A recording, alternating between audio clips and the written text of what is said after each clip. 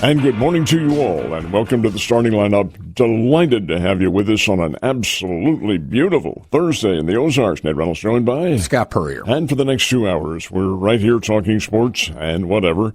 And like to hear from you at 417, that's the area code, of course, 447-1021, 447-1021, both for calling or texting, whichever you prefer. It's the same number. Starting lineup brought to you by Play It Again Sports, Fremont Shopping Center, Battlefield and Fremont, Springfield. Everything you want along the lines of athletics, folks, right there.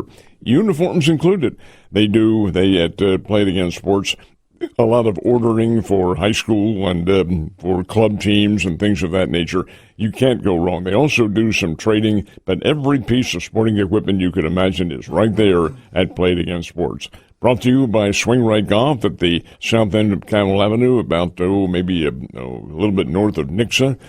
And indeed, you can hone that golf swing right there at Swing Right Golf. Now, you've been down there. Do they have simile, whatever you call the hitting into the simulator? Screen? Yeah, they do. They've got indoor, so I mean they're year round, as Scott says, 364 days a year they're open. I guess the one is Christmas Day, which. Yeah, well, that's reasonable. He ought to really reconsider that and take another one so he can stay with his promotional theme, because that's the day a lot of guys get new golf equipment and they need to go break it in. So, yeah, like the next day. Yeah. But I think on Christmas Day they're going to want to hit. So I think we need to make that New Year's Day, because most of the golfers are probably recovering that day anyway. And watching football. Exactly, yeah. No, a great place. And I was down there with my oldest son, or my young, I don't know, I got so many kids.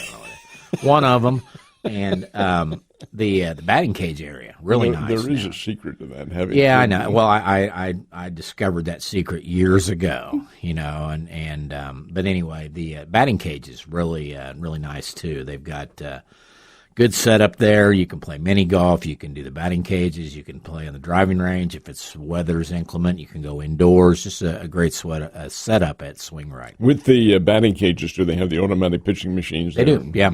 Good. And I think you can ratchet up the speeds, different speeds you want and stuff. But, a great place to take the fan. And, you don't have to be trying to get your game down pat, your swing. You can just go out there and have fun with the family. It's a great place to bounce from one attraction to another there, too. Having fun. That's what it's all about. And you'll have fun at Citizens Bank of Rogersville with two locales, one adjacent to Highland Springs and the other in Rogersville itself. Excellent at the monetary work and helping your accounts and so forth and so on. And brought to you by Marshfield Chevrolet at the I-44 exit, couple of left turns, and you're right there at Marshfield Chevrolet. What do we have today? Well, I was going to say, I saw Brian Van Vossen with Citizens Bank of Rogersville at the Chiefs Happy Hour the other night. He was there, and he and I went to college at SMS. Same class? Time, yeah, and knew him from back in the day when we were in the same dorm area there. But good guy, great bank, and I know he's a huge sports fan. Speaking of the Chiefs, well, our lineup today, we'll get to this first, but 7:30 at Ryan Collingwood of the Springfield Daily Citizen. Going to join us, talk about Conference USA Media Days, kind of set the scene for us, what he saw and how Missouri State represented itself down there. 8 o'clock, Chuck Hepla, Evangel football coach and athletic director, going to join us, talk Valor football and all things Evangel. And then 8:30, one of our favorites from the Visa Network, JVT, Jonathan Von Tobel, will be on with us. He was a big player in the pro football betting guide that they've already put out. Well, the college football betting guide's coming out here in about a week. And I know JVT. Yeah, I mean, that's one of those that I have to slow down and remember which way. Jonathan Ton Bobel wouldn't sound as good as Jonathan Von Tobel. He wrote the SEC for it, so we can get into some SEC stuff. And now, talk a little bit about that guide, and they'll explain this more. Is it something you can receive in the mail, buy through the mail, and things like that? It's something you can read online easily. You can download it as a PDF and keep it. I've got it on an iPad and a Kindle and things like that where I can read too, but really in depth from the betting side of things, over-under totals for the prop bets for individual players, the team win totals, just a little bit of everything in there in the NFL version, and I'm excited to see the college football version, so we can talk to JVT about the SEC. We can talk a little baseball. He, of course, is the co-host of Money Moves on this station at 1 o'clock each day. I've said it frequently. I'm not a Rome guy. I don't know if you're a Jim Rome guy. Not I do hear him because I'm in transit at that time. Yeah. So I do listen to him. He has, what the heck is the name of that thing? Up All Night. It's is that one of his? Is that a show on later or what? No. It's a song. Oh yeah, and it's one of his lead-ins, Uh-huh. and he plays it every single day at the same. That's right. That's how I know where I am because it's always on at the same time. Well, but thankfully, you know where you are. Yes, that's at the time when I do know where. Yeah. Anyway, the fact is that listening to Rome. I can either take him or leave him. He's an acquired taste, and he was an acquired taste 20 years ago when he was doing it. And but anyway, my point is that Money Moves is on at 1 o'clock with JVT and Stormy, and love that show. That's a good show. Yeah, and then we go to Rome at 2, and I sometimes, not going to lie, I will go seek out the Visa app and listen to the second hour of Money Moves because with Rome it seems like you get a lot of the. If you hear it in the first hour, you may hear it in the second hour and third hour. Hopefully what he does, he picks a subject of some sort, and usually it's a controversial one, and he'll hammer that for 20, 25 minutes. Yes, he will. Yeah. So anyway, JVT going to join us at 8:30. Starting 5, we've got baseball to talk about, but one of the things I think locally of interest, we saw renderings of the Chiefs' proposed new Dome Stadium over in the Kansas side, opening in 2031, $3 billion. Your thoughts on? Did you see the pictures? I did, and yet I'm still, I guess, maybe 1% skeptical that this happens. But the fact is, it's a beautiful place. It's going to take a lot of money, and the taxpayers are footing the bill for some of this, not all of it, but some of it. I thought it required a vote, and I think it does, but I don't know when that vote takes place. But the stadiums, they're doing it for a reason, folks. And the reason is the Chiefs want to host a Super Bowl and have it there. It's great to the economy and so forth and so on. But at Arrowhead, you can't do it because you've got to cover the place and have a temperature controlled circumstance. Well, they will in this one right here. Yeah. No more of now this 2031 is when we're talking about. No more of the 5 below 0, 10 below 0, people losing their fingers. No more of that. Or going to see Kenny Chesney in July and it's 170 and you're sweating and you're sitting in your own pool of sweat. No, and thinking about it, we all hate change the older we get. We like the way things have gone because we've kind of set those things up that way. This is just a part of the change. I mean, it's just like we didn't like we didn't like the name change on Hammons Field. It happens. It is what it is. We go on with it. I call it Route 66 Stadium now. In my mind, it's still Hammons Field, but you're different from me. Yeah, I don't call it Hammons Field. I say the game's here in town. Here in town, yeah. and it's the same thing with this. Like Ned said, Arrowhead was definitely a home field advantage in the playoffs and really all year. Because of the noise level, but you put a roof on that, and that noise level can go up even a little bit more probably. And what I like about it is looking at the drawings. It's a translucent, meaning clear this dome. Is the dome area. Translucent's very good. That's the way of putting it because it is not a direct sunlight. They tried that, folks, 50, 60 years ago at the Astrodome. Yeah, and thought the grass would grow. It didn't grow. That's why you had the artificial turf.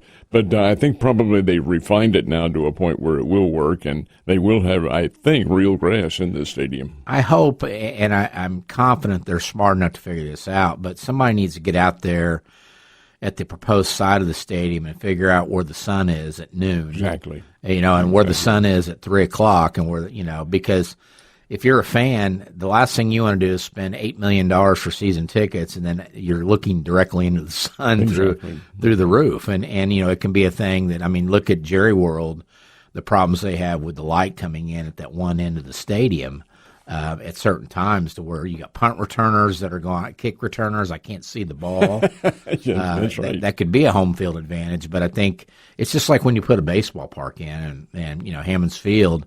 We know now that if the wind's out of the southwest, it's blowing out. You do it with the pitcher throwing. Let's see, the pitcher would go south because the wind is coming from the south. Mm-hmm. So in the winter, not winter, but in the early spring and in the fall, the winds are going to change. They always do. That's part of the seasonal change. But the basic part of the season, the wind blows out, and that's what you want. That's Wrigley Field, just like that. Absolutely. And it's kind of funny how Metter Park and Hammons Field, Route 66 Stadium, I just said I'm used to doing it now, and I just call it the same thing, face the exact same direction. There was some thought put into that. But what I like about it, too, is it looks like Arrowhead Stadium kind of inside. I mean, you look at the arches and the way the press box is configured according to this picture, it looks like you've taken Arrowhead Stadium, and this is probably by design to kind of ease the blow a little bit, but it looks like you've taken it and put a dome on it and moved it to Kansas a little bit. And now the question by the cynics is, well, why couldn't you do that with Arrowhead? Well, when it was built, which was, 1970, 70, 71, 72, somewhere around there, I guess that was not feasible from an architectural standpoint. Well, and you know where it's also not feasible is financially, unless you have a state that's willing to help you pay for it. That helps. Yeah, because I don't know in Missouri if they'd have got it. And you're right. Structurally, I don't know the ins and outs, but you can't just look at a thing and say, let's put a dome on it. There's got to be things in place there. But do you get off the subject just a little bit? Do you remember when there was a consideration when Hammond's Student Center was it had been here 10, 15 years, consideration to changing it around to encompass more crowds, more seats? Yeah, they were going to structurally change the thing. Well, they couldn't do it. No, and thank God they didn't. Now, look at the crowds they're drawing for basketball. Exactly. Probably didn't need to go to 13 or 14,000. But back in the Spoons days and Cheryl Burnett's days, when Hammond Center had, you had 9,000, and sometimes the seats were all sold. But yeah, I kind of like this. And the other thing you mentioned is Super Bowl, but also Final Fours, and things like that they've never been able to have up there because they didn't have the seating capacity. Well, this is 70,000 seats. That's about 5,000 or 6,000 fewer than Arrowhead. And Arrowhead 75. Yeah, and so the other thing is I can't wait, and they really don't want to probably put this out for the blowback, but can you imagine what season tickets are going to be in that building? How much? Per year, I can't speak for you, but it's not in my price range. Well, and I used to work with a guy at On Media, Randy Morawski. I don't know if you know Randy and Lori, but he's a long time Chiefs season ticket holder, and I was fortunate enough to go up and sit with him at a game when I worked over there. And he's in the corner of the end zone, like row 2, and had the seats forever. And I remember just that he'd talk about, during the Super Bowl runs, every year you just dreaded seeing that invoice coming in because what you paid the year before wasn't what you're paying now. Exactly.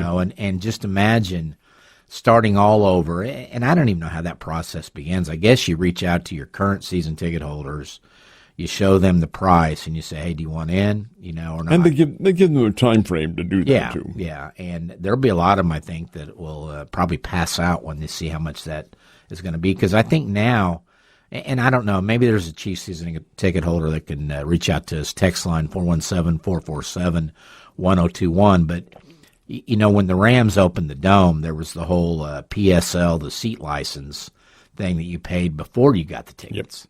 And I wonder, I'm sure there's got to be something like that with this. You're paying for the right to have your seat, and then on top of that, you got to buy your tickets. Exactly. But it's interesting, and I think it's it's fun for Chiefs fans to look at this, no matter if you're mad or not, and say, oh, well, that's going to be really nice, and it's going to have a dome, and I'm not going to freeze to death in December. Just out of curiosity, do you know what Mizzou does? What do you mean? In terms of tickets? I don't. I know we had OU football season tickets for about 5 years. You're not having this year? No, we turned them loose 2 years ago. That was good timing on that. When Brent Venables finally figures it out and they start winning, it became a thing where the 4.5 hours each way became, at my age, I'm like, I'd rather just go sit in my couch and go upstairs when the game's over. And it was fun. My kids loved it. But in that situation, we paid, I want to say $125 a year to the Sooner Club, and then we bought our tickets. So it was really low, and you're talking 86,000 seats, I think. Do they have that at Owen Field or Memorial Stadium? Yeah, and so the years we were there, we always got an opportunity to change our location, and you had to look and see, okay, well, those seats look good. Well, you're paying $750 a seat for those, or $1,500 a seat for those. So you had to be pretty creative about where you wanted to be and still have a good seat. But it was like $100 in, so I imagine with the Chiefs, it's not going to be $100. No, it will not be. And if there's a Mizzou fan that can explain that too, either give us a call or shoot us a text on the text line there. But so $3 billion. That seems to be the going rate now for a new ballpark, a new stadium. And I like the fact they say the new stadium's design also pays homage to Arrowhead Stadium.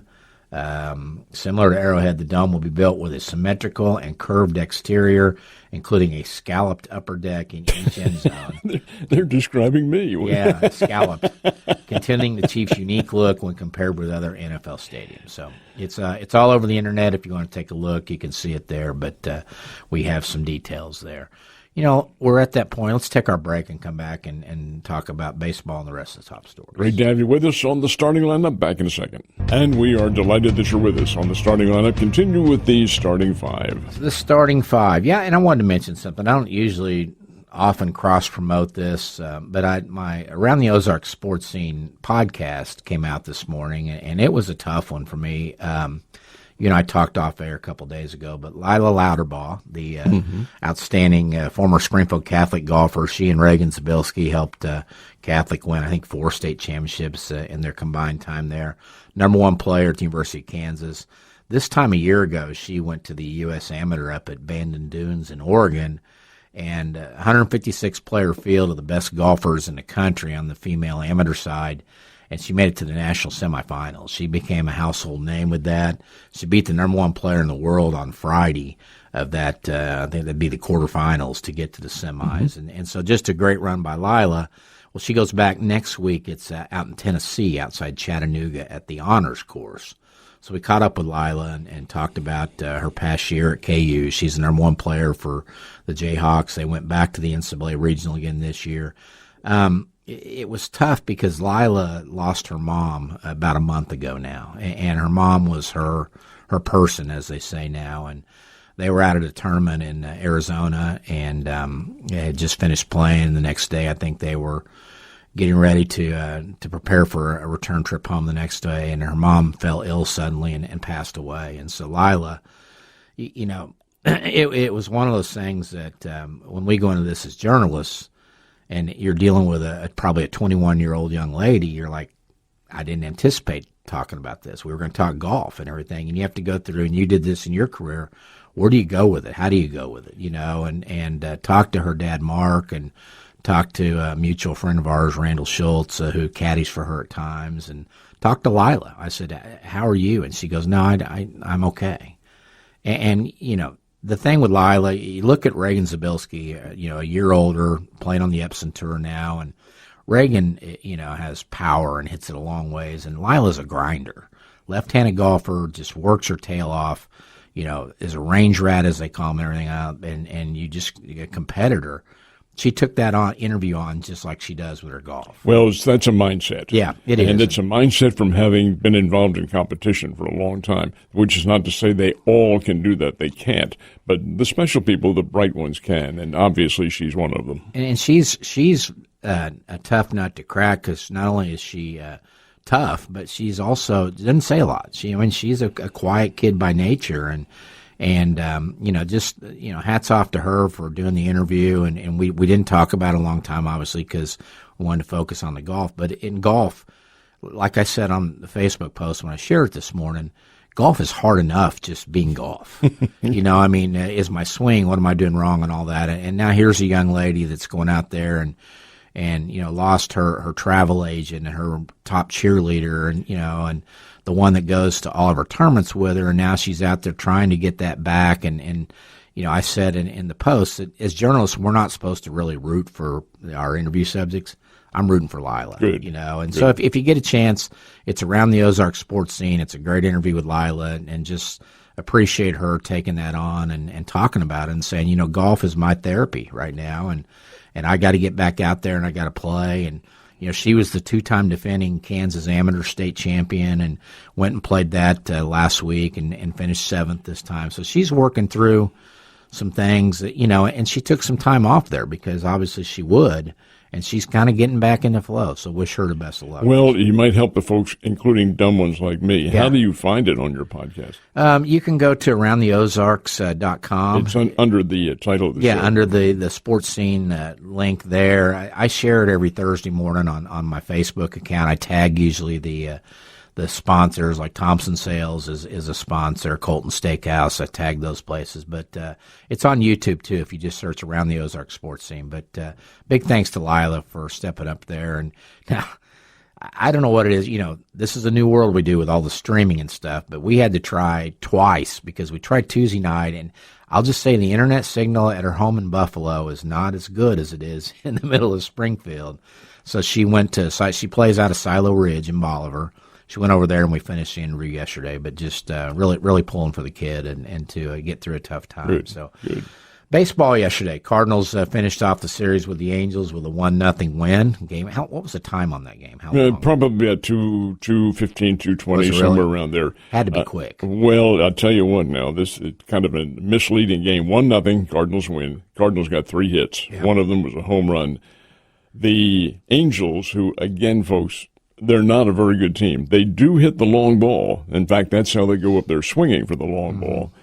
They had so many chances to win that game yesterday and blew them, but that is baseball. That's the way it works. It is, and we talked about it. Reed Detmers for the Angels, very fine pitcher. And he's a guy that, that we'll get into this later, but the teams that are shopping guys to try to get prospects back, the Angels have Jose Soriano and Reed Detmers as their bargaining chips to try to get some prospects, and Detmers is a power lefty that I think is going to help somebody. J.J. Weatherholt with the home run yesterday for the Cardinals, and they've got the makeup game today. Arizona stops in on their way to D.C. It's a 4:15 start, and I imagine good seats are available. Like the whole ballpark, maybe. Yeah. Michael McGreevy and Brandon Pfaadt going at it today. But, yeah, this is one of those make-up, rain-out games. From a week and a half ago. And I don't think there'll be a lot of people there. Maybe more of a practice inter-squad type situation. Interesting thing about the Diamondbacks' reaction to this, they are not, of course, this is the rule. You've got to make them up. But they aren't happy about this because they were all counting on this being a day off. And the Cardinals with the same thing. Yeah. A day off, we're going to relax here a little bit. But no, you got to play this game. And it's substantial because, after all, the Cardinals think they are in the wild card hunt. The Diamondbacks certainly think they're in the wild card hunt, and they kind of abut each other in the wild card standings. Reds coming to town starting tomorrow for a series. Again, trade deadline about a week away, and teams trying to decide what their motive will be going into that. There's an MLB.com report that breaks down every team and their mentality into it. And the Cardinals write-up basically said what we've been saying is, Chaim Bloom is not going to sway his course from this being a reloading season. They're not going to go out and acquire guys, but if they can get something for a Dustin May or a Lars Nootbaar in terms of prospects or a good young pitcher that's ready now they can plug in, that I think that's what they'll do. Sure. And the Royals, the guy that has really strengthened his marketability is Lane Thomas, the outfielder. He's been hitting well, and he's probably a fourth outfielder for a lot of these contending teams. If they want a veteran that can come in and give them a lift offensively. But Michael Wacha, Seth Lugo, guys that are veterans that are making quite a bit of money. Now Lugo had a good start yesterday, or a decent start, I guess, yesterday in their win. Boy, the Giants, they're bad. No, they're worse than bad. Yeah, they're struggling, and I wonder how much Vitello has to do with this and how much heat he is taking right now. I just was getting ready to say, I wonder if Vitello will be looking back at the college ranks in the off season, because it's not. I think they're like 42-60 maybe, or 42. They're way out of the hunt. Yeah, and the Royals, they finish off a 3-game sweep of the Giants, 5-4 win yesterday. The big noteworthy achievement there, Salvi Perez does hit a home run. It's number 317, tying him with George Brett for the all-time lead career home runs by a Royal. And so that two guys that, like we were saying the other day, you almost wish they could stay tied. But, when you rank the hierarchy of Royals greats, nobody's going to knock George Brett from that pedestal, no, right? No. Yeah, I mean, Salvi being the team guy he is, and doing it for, 14, 15 years now in Major League Baseball. Got to be close to it. Salvi? Yeah. He played down here with they were the Wichita Windsor. No, not Wranglers? Windsor. Wichita Wranglers. Yeah. When he played down here. Yeah. But that's how long he's been around. So Salvi gets the tying home run there. Vinny Pasquantino extends his hitting streak to 17 games. Lane Thomas 2-run single in the 7th to put KC ahead, and the Royals have won 5 of 6 since the All-Star break. So playing very well. All 3 wins in this series incidentally were 1-run decisions, 4-3, 3-2, and 5-4. So the Royals are starting to get some of those things go their way now as well. Big series for them in Detroit this weekend as Detroit tries to figure out what they're doing with Tariq Skubal and others. 4-game series starts tonight. Randy Dobnak for the Royals, Troy Melton, a good young pitcher for the Tigers.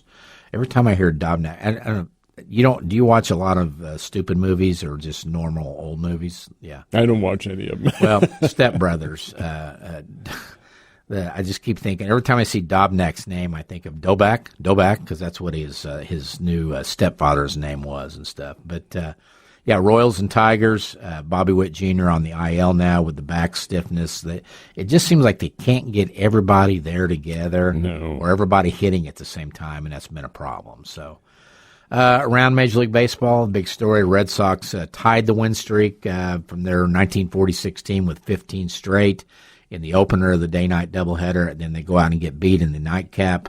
Kyle Bradish and the Orioles get the win there, so it stops at 15, but what a run by the Red Sox. Great run, yeah. And it got them right back in the hunt. Now, again, consistency is the key right here, and can you continue to play at least winning baseball? And there's some speculation that they cannot, that they'll probably dive right back. I don't think so. I think they have pretty good athletes on that team, and they appear to be motivated, so I look for them to at least be a factor in the wild card race. Springfield Cardinals fall 9-4 last night down in Springdale to the Naturals. They dropped the first 2 of that 6-game series. They've now lost 4 of their first 5 coming out of the All-Star break, have slipped into a second place and 1 game behind Tulsa in the Texas League North, which Tulsa was the first-half champion. A guy to keep an eye on, Ben Cho, hit his 10th home run as a Springfield Cardinal. He just got called up a month ago, maybe? Something like that. Yeah, so 10 home runs that quick. This is a guy that's on a heater right now for Springfield. And again, they are in Springdale through Sunday, off Monday, then back here next week to play Wichita for 6 at Route 66 Stadium. SEC football media days wrap up finally today down in Tampa, Florida. LSU, Arkansas, Mississippi State, and Texas are on the stage today. It'll be the first look for the rest of the league at Ryan Silverfield, the new Arkansas coach. And do they take a preseason poll in the SEC? I thought they did. If it is, I haven't seen it yet, and we'll do some diving and see. But Arkansas is going to be, I would guess, 14, 15, 16 out of the 16-team league. They're going to be picked way down there this year. And, that they lost Talon Green, which may be for better or worse, depending on where you were with him. But new coach, tough schedule. They'll be one of those that if they can do well, they'll be under the radar going into the season. I don't know why they're playing Utah. Probably a trade out from somewhere along the line. I don't remember if Utah came to Fayetteville to play, but I would think that, or it's the start of the series. I was going to say, can you not call Pine Bluff and say, hey, can we play? They couldn't get them because they're on Missouri's schedule. Yeah, or somebody that's not somebody really good like Utah's been, and going to their place nonetheless, too. So one last note before we go to break. Meant to mention this yesterday, but did you see the ratings for the World Cup final? I did. 61 million in this country. And keep in mind, one of the keys here is the fact that the basic part of it, and most of the audience saw it, free market over the air on Fox. Now, the other 2 were Telemundo and I think Peacock, if I'm not mistaken. And some people watched on those streaming services. But the basic part of the 61 million was on Fox. Scott, that's just it. You got to suck it up and put it on the free market. Well, that 51.7 million on Fox at their peak during the telecast, and I'm blown away because this was not a USA game. It was 2 international teams going at it in the final, and we always hear about soccer. It's coming, it's growing in America. Well, people on our soil were watching that game They just like a Super Bowl. But I still have to look with a raised eyebrow at USA Today. As a matter of fact, was it yesterday or was it this morning? Whatever it is, America's love affair with soccer. Well, gang, no. You prove love affairs by consistency and length of time. You want to go into more detail on that one? No, I would not. Okay. Here it says, taking together more than 60 million people across the U.S. consuming the World Cup final on Sunday, put it in the same audience category as the NFL playoffs, the most popular programming on U.S. TV outside of the Super Bowl. So that's impressive. Keep in mind, though, it was in this country, and it was getting an awful lot of publicity, more so than the World Cup would have gotten otherwise, and that, I think, lends to it. Well, and it was on 2 o'clock on a Sunday when there was nothing else but baseball, the 162-game baseball schedule on. So they had a pretty good audience positioning there. 162.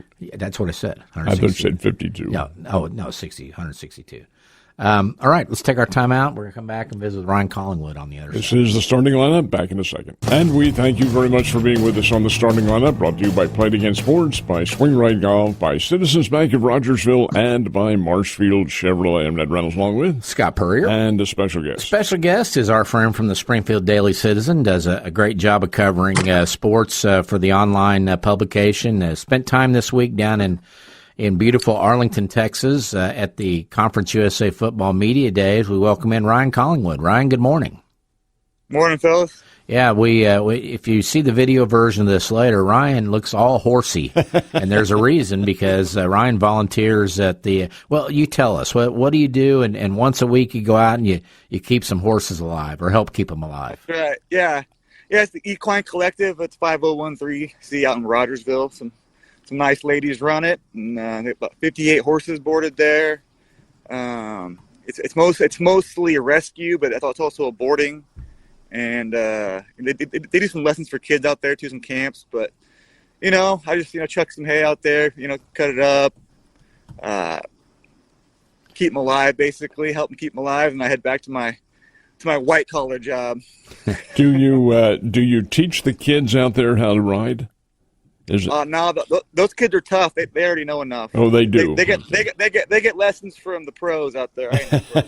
Is this in your background, being around the horses and cattle and farms? Yeah, a little bit. Yeah, because I'm from North Idaho, and that's just kind of what we do up there. But I mean, obviously, I went a different direction, but it was always something around. So. Well, the Bears were down in Arlington. We wanted to get your thoughts on the 2 days of Conference USA media interviews. How did Casey Woods present himself for the first time there with the rest of the league coaches? He did well. Obviously, there's his first year head coach. There's a lot of excitement. His first 7 months of being the guy. So. But obviously, the guy grew up in the business. He was a kid when his dad was going to media days in the SEC, so this was obviously second nature to him. But I kind of thought there was I covered last year's media days down there, and it was kind of like the new kid on the block. Like, oh, who are these guys? Or should they even be here? What the hell is this? Who are these? And then after kind of proving themselves in the conference, getting to a bowl, and then the other sports kind of having a pretty solid year themselves, they kind of carried a different, demeanor, kind of like, we've proven we belong here, and now we're here, and we're, seemingly established, and, let's get to cracking. That was kind of a different vibe I felt this year from last year. Did Casey's papa go with him? No. Who was the staff who went down there along with Casey? Just the admin types, and then the players. Well, and wanted to ask you it's kind of weird and kind of interesting the way they do. They don't do a preseason poll. I think there's something that comes out tomorrow, bowl confidence index or something, which is a fancy way of saying preseason poll. But if you were doing that in a 10-team league, where do you think you would place the Bears in that order? Me? Yeah. These polls these days, and in this transfer portal era, are kind of a fool's errand. For being honest, But me, I'd probably put them not in the top five, probably in the middle, the lower half, just based on it's last year they went 7-5 or 7-5 during the regular season with a a lot of continuity and the best quarterback in school history, and they could have easily gone 4-8. I think, and it's not a knock on Casey and his guys or his players, but I just think there's that transitional year. I think, but who knows? Maybe they're 8-4. That's what I'm saying. But if I was to put quote unquote the ranch on it, I would definitely probably say that middle, the lower part. Ryan, when Casey made his presentation to the media and the others down there, what did he concentrate on? What was his focal point? I mean, he's kind of all over the place, really. I mean, he's getting asked a lot of different questions. So I can't really think of a focal point, really. But, I mean, at those media days, you have guys who've never even covered Missouri State in their life, and they're asking kind of getting their angle on AI or their team or whatever. So no one really had a lot of institutional knowledge there with Missouri State, except me and maybe a couple other guys. Wanted to ask you about the quarterback situation. I know he was asked about that, and his answer was very accurate, that basically we want to settle this sooner than later because we need some continuity going into the season for that A&M game on September 5th. We were talking yesterday about a poll. I think it was The Athletic. They ranked quarterbacks 1 through 138 of the FBS teams out there. That the guys who put that together for The Athletic listed Locklear, the transfer from UTEP, as the projected starter. Is that the kind of vibe you're getting right now? Henry Bellin in from Duke, the other candidate. I know that I think you put it out there that Cole Forbacher is no longer on the roster with the Bears, so it's kind of a two-guy race. What is your take on who you think that starter will be come September 5th? Yeah, no, I have no clue. When they brought in 2 fifth-year guys, I thought it was kind of a curious move. Typically in this NIL era, when you want to put your money down on somebody, you kind of want to make sure it's the guy. And maybe they are. Maybe they're keeping it close to the vest. But, is it kind of like free agency? Is it kind of like, the pros, when you bring in one guy, you pay him this amount of NIL, and he's in a battle? Do you kind of feel like there's pressure there to maybe start the guy you paid more NIL to, or did both these guys get the same NIL? So that's the kind of thing you got to factor in as well. You typically when a guy from a Power 5 who was kind of a, his redshirt freshman year, it looked like he was the true number 2 at Duke when they were good. But they kind of kept recruiting over him over there for really good guys, and Duke's been pretty good in the ACC. But then again, Skylar Locklear, he just was kind of in a bad program, to be honest here. And I've seen guys where you're like, well, he's in a bad program. I can't really tell. I can't really gauge him. But then again, I covered a guy. Well, actually, my paper did. I was on a different beat of the paper, but Mike Leach brought in a guy from a 4-8 East Carolina team I thought wasn't very good. Wasn't very, didn't seem like that good. He ended up being Gardner Minshew, and they won 11 games, and he got drafted. So, so we'll see. I really have no idea. I mean, they've done a pretty good job, and kind of keeping that close to the vest. And I don't really, I get too close with a lot of these like quote unquote insiders who are self-proclaimed insiders who think they know. I kind of like, just kind of figure it out on my own. But that'll be kind of fun to see, next month. Who were the players he took down there, and how did they comport themselves? It was Jared Lloyd, 5th-year linebacker. He's been here all 5 years, 3 different coaches. He's been through a lot. I've always thought he was a pretty beyond his years guy. Even a couple of years ago, it seemed like I was talking to like a 30-year-old guy. He was a great representative. They haven't announced captains yet, but you have to think he's one of them. And then Jaron Askren, tight end, proved himself last year as a redshirt freshman. Really quiet kid. I was kind of shocked that they brought him, but he kind of really opened up. So he kind of showed he could talk a little bit. So it was kind of refreshing to see. But just two. They picked 2 guys who've done things for Missouri State. So these days who you pick is kind of crazy because now you're seeing some of these places. You'd think you'd bring your quarterback, right? You think you'd always bring your quarterback to that, but you'd be kind of tipping your hand in a way. You brought your quarterback with these battles going on. So, but I thought they did a good job, and it was fun and an easy event. It's not too far away, so it makes things easier for me to get down there and stuff. Well, and I think one of the other hot topics, you guys got to talk to the commissioner, Judy McLeod, and she said, hey, we're just fine with 10 teams. They lost 2 to other conferences. I guess their radar is always up. But do you feel like they've got some schools identified maybe that they're not talking about for obvious reasons, that if somebody else bolts, because you don't want to drop below 10, because then you kind of lose your, I guess, legitimacy if you're not a 10 team or more conference in today's environment? Yeah.